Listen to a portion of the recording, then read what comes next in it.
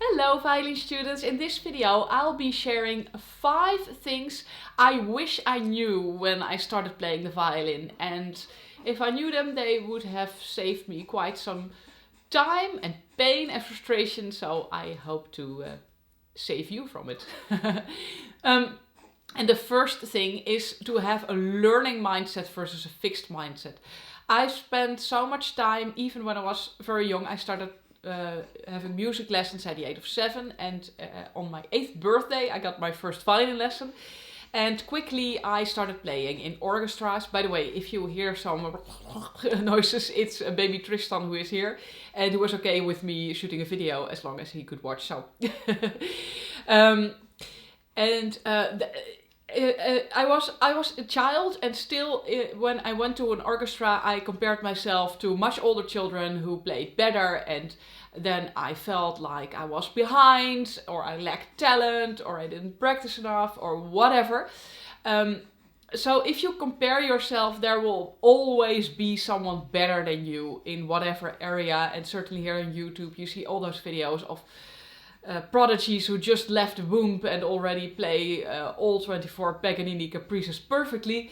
But I would like to recommend you to run your own race and to focus on your own progress, and also to have this learning mindset in which you focus on the steps, how you can learn something, that you are approaching it from curiosity. Like how does it work? I'm curious, instead of I can do it and I'm not talented enough and I'll never learn it, and it's all, probably there are pieces or techniques you'll never learn, or never learn on a level of a big soloist. But still, you can have progress, you can certainly learn things, and you can have a lot of fun making music and also make other people happy with it. The second thing is to play by ear, and I mean by that learn pieces by heart, as well as to improvise more and to play things not from sheet music. So the way I am trained, and it's the classical training that a lot of people get, at least in Holland. It's really sheet music focused, and that's okay. You learn to read good, which is very handy if you go in an orchestra, but I sometimes miss the freedom in my playing, and I'm starting to learn that actually from my children, because I teach them violin, I teach them music, we sing together, and then I approach music from a playful way. Okay, so the chair was too far away. So here is Tristan's debut. I missed that from my education. I've had a good classical education, but to have some more freedom, to be able to improvise, to be able to play without constantly being busy with the thought of, am I doing it right? Am I doing it properly? And to constantly keep yourself to a certain standard, while it's also important to just enjoy yourself and to just experiment with some things. The third thing I wish I knew was how important studying with the metronome is.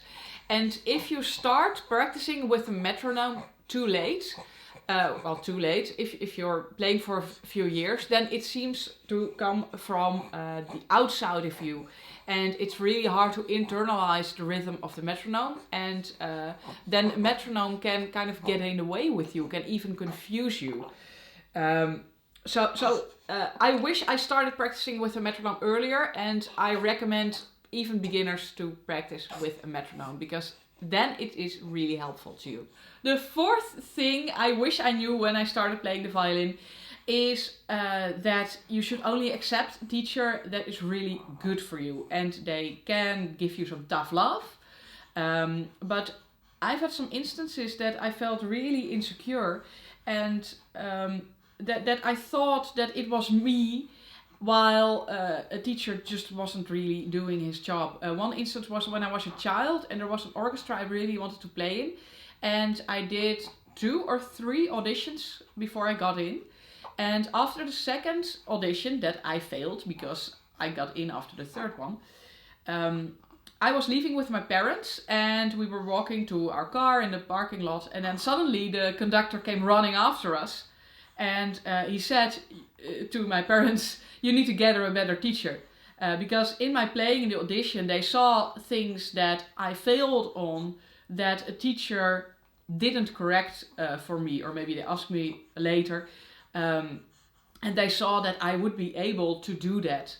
And then I got some recommendations for teachers, and I got a new teacher, and my progress went so much faster, and then I went to do an audition again and I got in. And then the second time I had something like that was during my conservatory years, somewhere in the last years, and I really got stuck. I had a summer I was practicing 5 hours a day. My playing just got worse. And I came to the lesson and I was really not looking forward to every lesson. And she said, yeah, it just got worse and blah, blah, blah, and maybe you won't make it. So I thought I would never graduate, and I just didn't have the talent, or I was just stupid, or whatever, or a combination of both. And but at some point, because she was so negative and so non-constructional in her feedback, that she just burned me down, and that was it. She didn't tell me how to improve or how to do it differently. She just said, no, you don't do it that way. And then she didn't really tell me how it should be done and how to get there, which a teacher should do. So I switched teachers, and then I made again good progress and graduated successfully. And here I am making a living from music. So, and she almost blew that dream, actually. I almost stopped. It was to a point that I thought, okay, I'm going to quit and just find something else to, as a vocation, and or I'll switch teachers and give it one last shot. So I'm glad I chose the second. And the fifth and last thing I wish I knew when I started playing the violin was how important curved pinkies are. And it sounds a little bit stupid, but it's so easy to skip it and ignore it. Because, if you play like this, if you have that pinky all straight and locked, by the way, it can be straight in some instances, then you can't really make smooth bow changes, and then people just go lift weight of the bow and constantly play with a superficial sound. Versus that you have movement in your wrist and fingers, and at some point your pinky can be straight. Then you can make a full sound and make those seamless bow changes. I'm sitting a bit awkward here, but you get the idea. I've made quite some videos on this topic in bowing smoothly, and I really recommend that if you're starting the violin, that you learn that right away, that you really spend some time bowing on open strings. Maybe you'll start playing songs then a little bit later, but you'll play them with a better tone quality. And then there's just one last thing that I've discovered actually quite recently. I've been playing the violin for 27 years. Yeah, I'm that old. That is to really choose your own career. And that ties into maybe thing number one. And I couldn't expect my 8-year-old self to know this.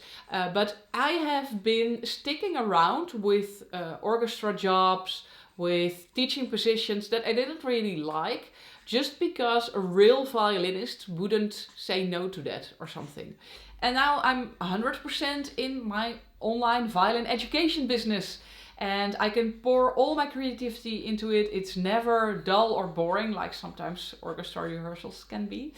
And I can work from home with my 3 kids, which is ideal. And I get a lot of fulfillment from my work. But it looks different from the general idea of being a classical violinist. I always had the idea, like, I have to be on stage, I have to be teaching live offline, and that's something I've perhaps learned from this pandemic and from having 3 babies in 1.5 years, that a fulfilling career that you love, and I say career, but of course I also mean the journey of amateur musicians, and that it can look completely different from what other people are doing or from the paved path. And I discovered this quite late. So, and lately I had a student in my program Bow Like a Pro, and she was practicing only once a week.